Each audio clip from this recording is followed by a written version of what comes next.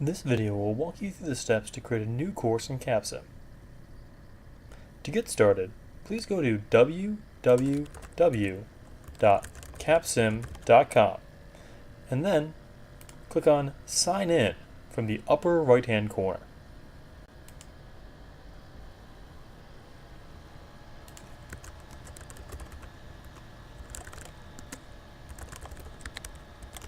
After you sign in, you'll be taken to your professor page. From your professor page, on the right-hand side of the screen, you'll see a red link that says Launch a New Course. We can click on this link to get started. After clicking on the Launch a New Course link, we can then go ahead and agree to the Terms of Service, which is the first step to setting up our course. To do this, all we need to do is click on the Yes, I Agree button in green. After agreeing to the Terms of Service, the next thing we can do is either use a pre-existing template from one of our older courses to set up our new course, or we can use the Course Setup Wizard to start off from scratch.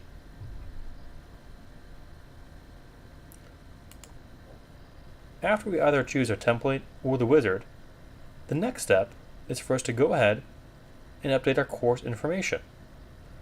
From here, we can select our campus name, our school, course title, and all the other information for our course.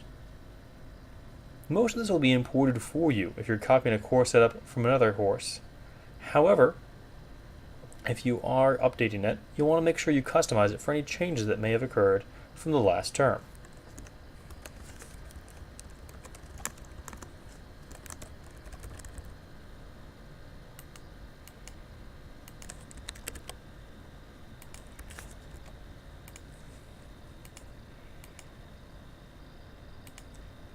After inputting all my information, I can then go ahead and finalize this page and click the green Continue button to move forward. From there, I can then select the simulation that I'll be using. While there's a few different customization options for all the simulations, the most options are with Capstone and Foundation, which are our flagship products. For the video today, we'll be going through these. However, if you ever have any questions on setting up other courses and have any confusion in the process, please feel free to contact our support team at support@capsim.com or by phone at 312-477-7200. Now, after we see that I've selected my course here, I can then scroll down and then use any add-ons I may want to include in this course, such as adding an exam to my course. For our purposes right now, we'll go ahead and add the exam CompXM. And then we can click on the green Continue button to go to the next step. Before we do though, you'll notice that if you ever are unsure of which simulation you're supposed to be using, you can always go ahead and see a quick comparison of all our products below.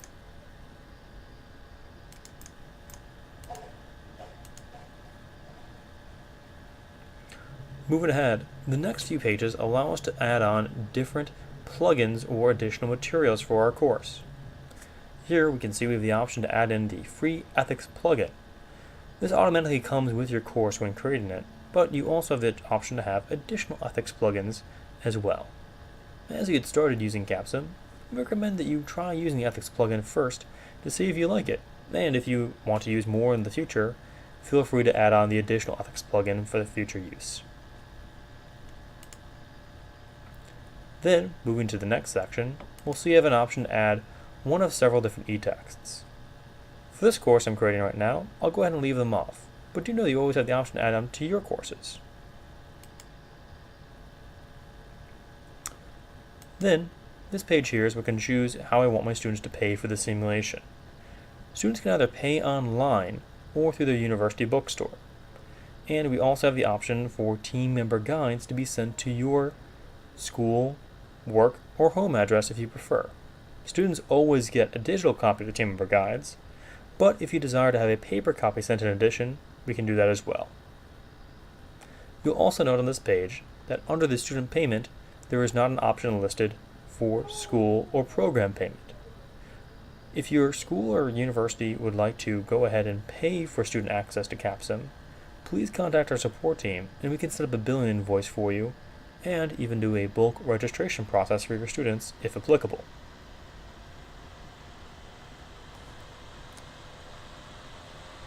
After selecting our payment and guide options, we can then go ahead and review the course setup. From here, we can go ahead and make sure that everything is to our liking and make any adjustments if needed. After doing that, we can click on the green Create Course button, and there we'll see the option to go ahead and set up our industries.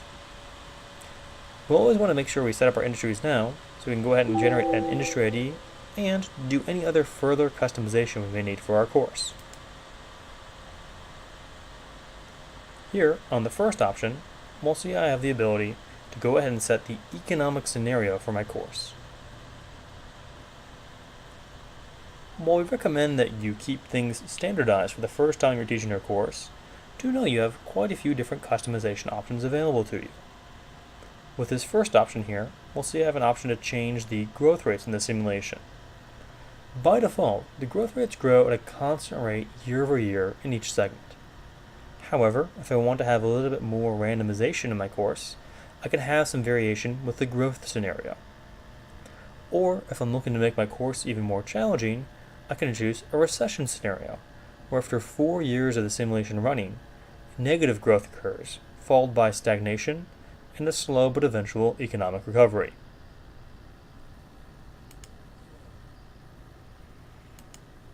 Beyond the standard scenario, we can also customize things further, such as the growth rates, interest rates, and segment offsets, which can be randomized for us, or if you wish, you can also customize these by hand yourself.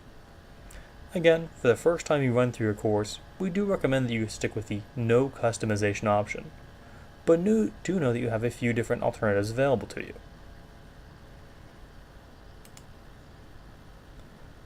Moving forward to the next section, we can choose how we want teams assigned in our course.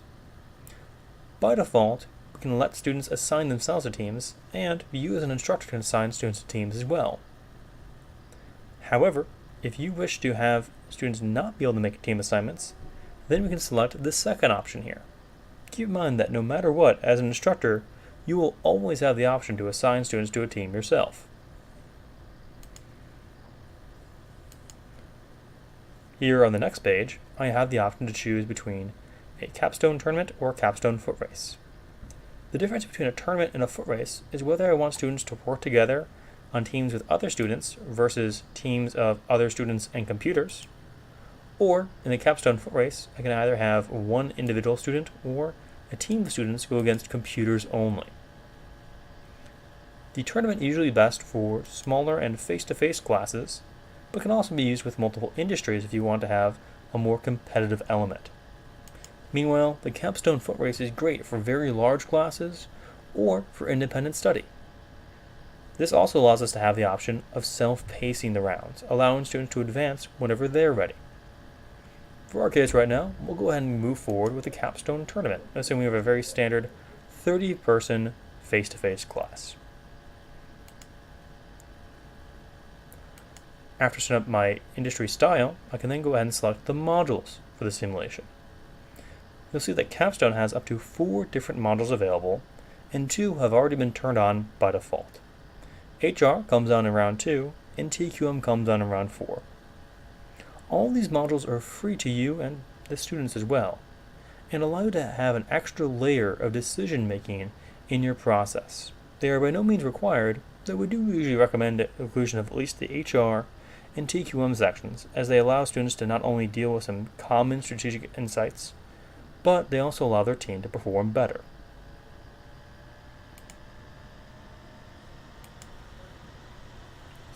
After choosing my modules and all other options here in my industry setup, I can confirm my selections here, and when ready, hit the green Create Industries button.